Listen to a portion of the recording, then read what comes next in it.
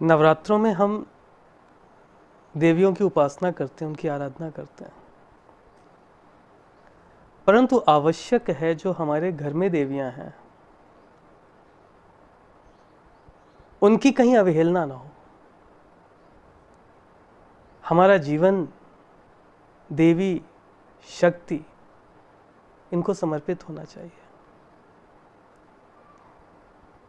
महाभारत में एक प्रसंग आता है जब भीष्म मृत्युशैया पर पड़े थे, पूरे शरीर में बाण लगे थे, तो एक दिन कृष्ण उनसे मिलने गए और कृष्ण ने उनसे साक्षात्कार किया। तो पितामह भीष्म ने कृष्ण से हाथ जोड़कर कारण पूछा कि प्रभु, मुझे अपने पिछले 1 सहस्त्र जन्मों का ज्ञान है और मुझे ऐसा नहीं लगता कि मैंने कभी भी कोई ऐसा अपराध किया है जिसकी वजह से मुझे इतना घोर कष्ट मुझे प्राप्त हो रहा है। ऐसा क्या कारण है? तो भगवान कृष्ण ने भीष्म को जवाब दिया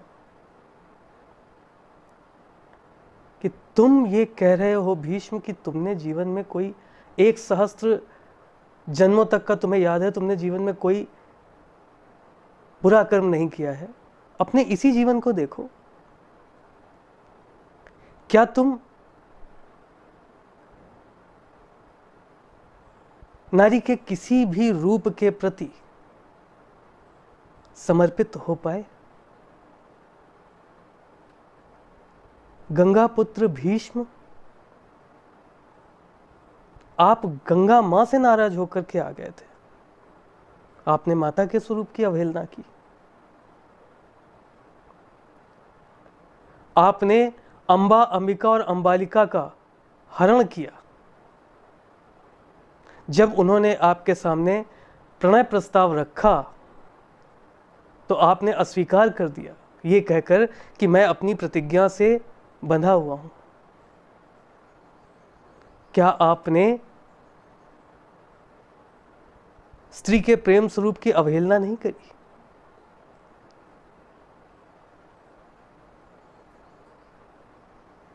भरी सभा में पुत्री और पुत्रवधू में कोई अंतर नहीं होता।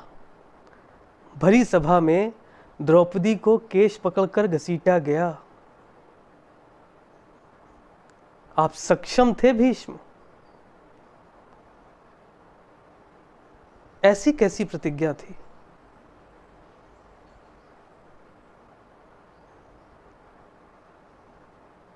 कि समाज को कलंकित करने वाली घटना के विरोध में आप अपना धनुष नहीं उठा पाए? ऐसी कौन सी प्रतिज्ञा थी? आपने पुत्र वधू के स्वरूप का अपमान किया, उसके साथ न्याय नहीं किया।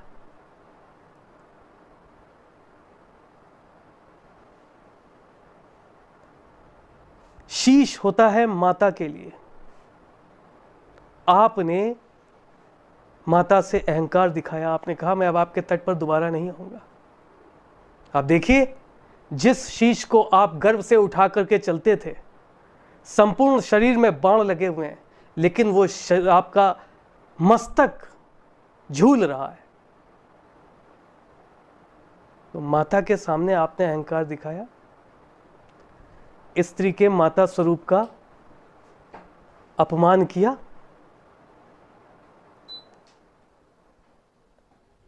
तो आज आपको ये दारुण दुख प्राप्त है। स्त्री के प्रणय स्वरूप को आपने अस्वीकार किया, तो हृदय से कंधों से लेकर के घुटने तक पत्नी के स्वरूप का अधिकार होता है। आप देखिए कितने बाण लगे हुए हैं, छिदे पड़े हैं। और घुटने से नीचे पुत्र वधू आपके चरण पकड़ती थी, उसका अधिकार था आपके चरण पकड़ने का।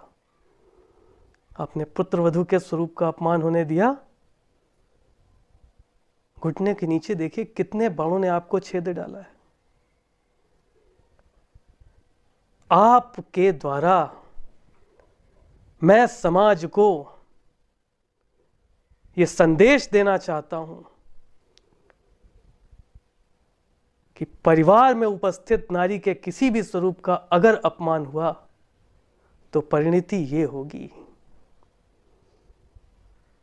आपके कितने भी जन्मों के पुण्य कर्म मिलकर भी आपको बचा नहीं पाएंगे। ईश्वर के कोप से, महाकाल के क्रोध से आपकी रक्षा कोई कर नहीं पाएगा।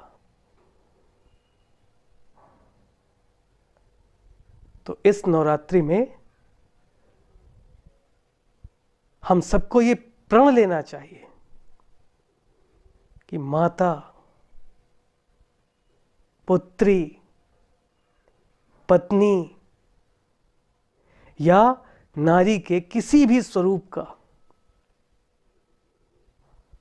अनजाने में भी अगर आपसे अपमान हुआ है तो आपको उसका प्रायश्चित करना चाहिए और भविष्य में इस चीज की पुनरावृत्ति ना हो, इसके लिए आपको संकल्पित होना चाहिए। स्त्री, नारी शक्ति स्वरूपा है, वो आदि शक्ति है, शक्ति का भंडार है। यत्र नारी पूजन्ते रमन्ते तत्र देवता। जहां नारी की पूजा होती है, सम्मान होता है, वहां देवताओं का निवास होता है। ये संदेश है नवरात्रि में मेरा सबको।